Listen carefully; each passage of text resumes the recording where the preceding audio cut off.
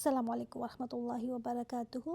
رب اشرح لی صدری ویسر لی امری واحلل عقدۃ من لسانی یفقہوا قولی۔ اللہم فقہنا فی الدین، اللہم انی اسألک علما نافعا وعملا متقبلا ورزقا طیبا۔ اچھا، اس کے بعد ایک ایسی بیت کی بات آ رہی ہے جو عورتوں سے لی جائے گی۔ کچھ ایسی امپورٹنٹ چیزیں ہیں اس بیت کے اندر جو مہاجر عورتیں آئی تھیں ان سے بیت لی جاتی رہی اور فتح مکہ تک یہ بیت ہوتی رہی۔ اس کی شرائط بہت امپورٹنٹ ہیں۔ حضرت عائشہ رضی اللہ تعالیٰ عنہ فرماتی ہیں کہ جو عورتیں آپ صلی اللہ علیہ وآلہ وسلم کے پاس ہجرت کر کے آئی تھیں ان کا امتحان اسی آیت سے ہو جاتا تھا۔ جو عورت ان باتوں کو مان لیتی تھی، اقرار کر لیتی تھی، تو آپ صلی اللہ علیہ وآلہ وسلم زبانی فرماتے کہ میں نے تم سے بیت لے لی ہے۔ آپ صلی اللہ علیہ وآلہ وسلم نے کبھی کسی کے ہاتھ میں ہاتھ لے کر عورتوں کے بیت نہیں کی تھی۔ کبھی آپ صلی اللہ علیہ وآلہ وسلم نے کسی عورت کے ہاتھ کو ہاتھ نہیں لگایا، صرف زبانی فرماتے تھے کہ میں نے ان باتوں پر تم سے بیت کی ہے۔ اچھا، آج کچھ مرد اور کچھ عورتیں بھی اس کو جائز سمجھتی ہیں کہ مرد عورتوں سے ہاتھ ملا لے۔ نبی علیہ الصلاۃ والسلام نے اپنی پوری زندگی کسی عورت سے مصافحہ نہیں کیا۔ یہ مسند احمد کی روایت ہے، یہاں تک کہ بیت میں بھی کسی عورت کے ہاتھ کو ٹچ نہیں کیا۔ اچھا، کبھی سوچتے ہیں ہم کہ اچھا غیر مسلم ہو تو پھر ٹھیک ہے ہاتھ ملانا، نہیں۔ آپ صلی اللہ علیہ وآلہ وسلم نے فرمایا کہ غیر عورت کو چھونا اس سے بہتر ہے کہ اس آدمی کے سر میں کیل ٹھونک دی جائے، یہ بہتر ہے اس سے کہ وہ غیر عورت کو چھوئے۔ اور آپ صلی اللہ علیہ وآلہ وسلم تو روحانی باپ ہے نا امت کی عورتوں کے، پھر بھی کسی عورت کو ٹچ نہیں کیا۔ اور آج یہ کہ کیا کروں، برا لگتا ہے، بھئی برا لگتا ہے تو آپ پہلے سے دوسروں کو بتا دیں نا کہ ہمارے ریلیجن میں الاؤ نہیں ہے۔ ایک دفعہ آپ بتا دیں گے تو دوسری دفعہ پھر وہ نہیں کسی مسلمان عورت کو دیکھ کر ہاتھ نہیں آگے کریں گے۔ اب کچھ عورتیں ملاتی ہیں، کچھ نہیں ملاتی، تو وہ بھی کنفیوز ہو جاتے ہیں، وہ بھی سوچتے ہیں پتہ نہیں اس کو کیا ہو جاتا ہے، کچھ ملا لیتی ہیں، کچھ کو پتہ نہیں کیا ہو جاتا ہے۔ تو ان کو کیا پتہ کہ ہمارے دین میں کیا ہے؟ آپ نہیں ایجوکیٹ کریں گے تو کیا ان کو فرشتے آ کر بتائیں گے؟ یا ایہا النبی، اے نبی صلی اللہ علیہ وآلہ وسلم، اذا جاءک المؤمنات، جب آ جائیں آپ کے پاس مومنہ عورتیں، یبایعنک علی، وہ بیعت کریں آپ سے اوپر، وہ بیعت کر لیں اگر آپ سے ان شرائط پر جو دی جا رہی ہیں ان پر اوتھ کر لیں آپ سے۔ اس میں سب سے پہلی بات اللہ یشرکن باللہ شیئا، کہ وہ اللہ کے ساتھ کسی اور کو شریک نہیں کریں گی۔ اللہ تعالیٰ کے ساتھ شریک کبیرہ گناہ ہے، اور سب سے پہلی شرط کہ شرک کو چھوڑنا پڑے گا۔ انسان مسلمان ہوتا ہی تب ہے جب وہ ظاہری اور مخفی ہر طرح کا شرک چھوڑ دے۔ اللہ تعالیٰ نے قرآن پاک میں فرمایا ہے کہ وہ شرک کو معاف نہیں کرے گا اور چاہے جو گناہ معاف کر دے۔ اب ظاہری طور پر کوئی بھی بتوں کے سامنے کھڑے ہو کر عبادت نہیں شروع کر دیتا، اتنا تو سب کو پتہ ہے، لیکن صرف جھکنا ہی شرک نہیں ہے۔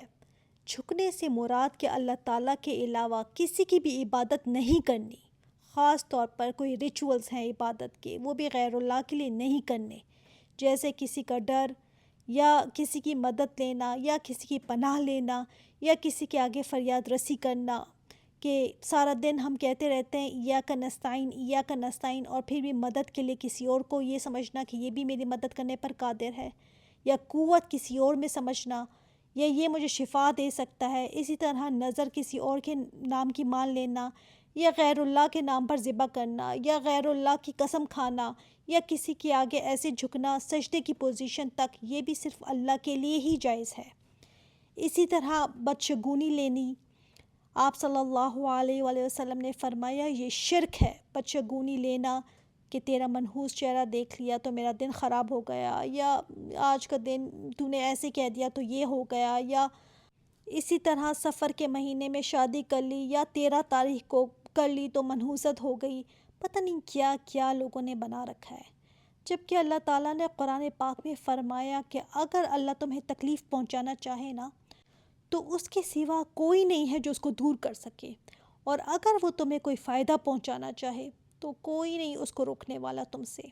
یہ عقیدہ رکھتے ہوئے پھر سوچنا فلاں مجھے فائدہ پہنچا دے گا، فلاں نقصان دے سکتا ہے، تو سمجھنا چاہیے کہ شرک کئی قسم کا ہوتا ہے، بہت باریک بھی ہوتا ہے کہ انسان کو سمجھ ہی نہیں آتا کہ یہ شرک ہے۔ اندھا دھند جب ہم کسی چیز میں پڑ جاتے ہیں نا، تو یہ مہینہ، دن، یہ وقت، ستارے کے اثرات میرے دن کے ساتھ میچ نہیں ہو رہا، یہ سب شرکیہ باتیں ہیں۔ کسی میں بھی طاقت سمجھ لینا کہ فلاں کی وجہ سے مجھے مصیبت آ سکتی ہے، یہ نفع مل سکتا ہے، سب شرک ہے، اور ہمیں پتہ ہی نہیں ہے کہ یہ سب شرک ہے۔ اور بعض اعمال تو ایسے ہیں جو کفر تک پہنچا دینے والے ہیں، جیسے جادو وغیرہ۔ وَلَا يَسْرِقْنَا، اور نہ چوری کریں گی، کسی کی بھی چوری کرنا۔ دیکھیں یہ شرائط جو ہے نا اس وقت کے لیے بھی تھے اور آج بھی مومنہ عورتوں کے لیے یہی شرائط ہیں، اتنی ہی امپورٹنس ہے ان کی۔ اس وقت بھی آپ صلی اللہ علیہ وآلہ وسلم نے بیعت لی تھی ان سے، اور آج بھی جو ہم پڑھ رہے ہیں نا تو یہ ایسے ہی نہیں ہے فالتو۔ قرآن پاک میں بتایا گیا تو اس کا ریزن ہے۔ قرآن پاک میں اللہ تعالیٰ نے ایک ایک شرط بتائی، رہتی دنیا تک مومنہ عورتیں اس کی پابند ہے۔ تو کہا گیا چوری نہیں کرنی، چاہے چھوٹی چیز ہے چاہے بڑی چیز ہے۔ اچھا، گھروں کے اندر بعض دفعہ جیسے عورتیں اپنے شوہروں کے پیسے وغیرہ چوری کر لیتی ہیں، اس کے اندر بھی جیسے ابو سفیان کی بیوی ہند نے آ کر آپ صلی اللہ علیہ وآلہ وسلم سے پوچھا، جب آپ صلی اللہ علیہ وآلہ وسلم یہ بیعت لے رہے تھے تو اس نے آ کر کہا کہ میرا شوہر ابو سفیان بخیل ہے، وہ مجھے اتنا خرچ نہیں دیتے کہ میرا اور میرے بچوں کا گزارا ہو سکے، تو اگر میں ان کی بے خبری میں ان کے مال سے کچھ نکال لوں تو میرے لیے کیا یہ جائز ہے؟ تو آپ صلی اللہ علیہ وآلہ وسلم نے فرمایا معروف لے سکتی ہو، یعنی اتنا لے سکتی ہو جتنا تمہارے اور تمہارے بال بچوں کے لیے کافی ہو جائے۔ بخاری اور مسلم کی روایت ہے یہ۔ مثلاً اگر کوئی آدمی اتنا کنجوس ہے کہ وہ گھر کے لیے گروسری کے لیے اتنے پیسے نہیں دیتا یا بچوں کو نہیں دیتا کپڑوں کے لیے پیسے، تو اگر عورت نکال لیتی ہے اور اس سے اپنا گزارا چلا رہی ہے، یہ نہیں کہ لگژریز کے لیے نکالے، 10 سوٹ الماری میں پڑے ہیں اور دل چاہ رہا ہے کہ اچھا وہ بھی بنوا لوں اور یہ بھی لے لوں، وہ پیسے نہیں، معروف طریقے سے جتنی ضرورت ہے، جتنی چاہیے ضرورت کے مطابق اتنا نکال سکتی ہے اس کی بے خبری میں۔ یہ چوری پھر نہیں گنی جائے گی، کیونکہ آدمی پر ذمہ داری ہے اپنے بیوی بچوں کا خرچ، تو یہ حق ہے بیوی بچوں کا، اور حق لینا کوئی چوری نہیں ہوتی۔ وَلَا يَزْنِينَ، اور نہ زنا کریں گی، یعنی زنا کے قریب بھی نہیں جانا، اس کے قریب جانے سے بھی روکا گیا ہے۔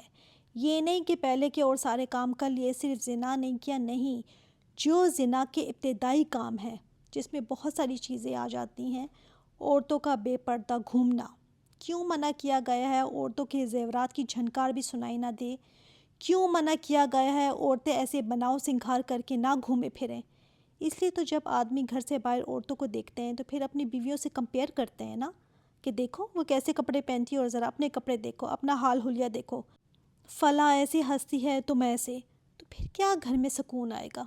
اس لیے تو ڈیورس ریٹ دیکھیں آج کہاں سے کہاں پہنچ گیا ہے۔ مسلمان معاشرے کا یہ حال ہے تو بندہ پھر اور کیا کرے؟ مکس گیدرنگ میں بیٹھنا، گپ شپ لگانا، آدمیوں سے مذاق ہو رہے ہیں، یہ تو ہمارے بھائی ہیں، کوئی مسئلہ ہی نہیں ہے، ہمارے ہسبینڈ کے دوست ہیں تو ہمارے بھی دوست ہی ہوئے، یہ چیزیں نا آگے جا کر خرابی پیدا کرتی ہیں، لڑائیاں پیدا کرتی ہیں گھر میں۔ تو جو چیز لیڈ کرتی ہے نا گناہ کی طرف، اس راستے کو بھی بند کر دیا گیا ہے۔ یہ تصویریں لٹکانے سے کیوں منع کیا جاتا ہے؟ نوح علیہ السلام کی قوم کا اس سے تو شرک شروع ہوا تھا نا، اس لیے اس طرف لے جانے کے راستے کو بھی بند کر دیا گیا۔ اس لیے کم از کم جو اللہ اور یوم آخرت پر ایمان رکھتا ہے اس کے لیے ضروری ہے کہ اللہ تعالیٰ کے حکموں کو مانا جائے، کم از کم مسلم معاشرے میں تو ایسی چیزیں نہ ہونا۔ اور سب سے زیادہ جو افسوس کی بات ہے، سب سے زیادہ افسوس، کہ گھر میں اپنے باپ ہیں، بھائی ہیں، شوہر دیکھتے ہیں کہ ہماری عورتیں کیسے نکلتی ہیں گھروں سے، کیا کپڑے پہن کے نکلتی ہیں، کیسے میک اپ کر کے نکلتی ہیں، لیکن کچھ نہیں کہتے۔ کیا ہمیں اچھا لگتا ہے کہ ہمارا شوہر دوسری عورتوں کو دیکھے؟ نہیں نا، لیکن ہم خود دوسروں کے شوہروں کے لیے فتنہ بن جاتے ہیں۔ تو ہم نے مومنات بننا ہے، اس لیے یہ بیعت مومنات سے لی گئی ہیں، مومنات سے۔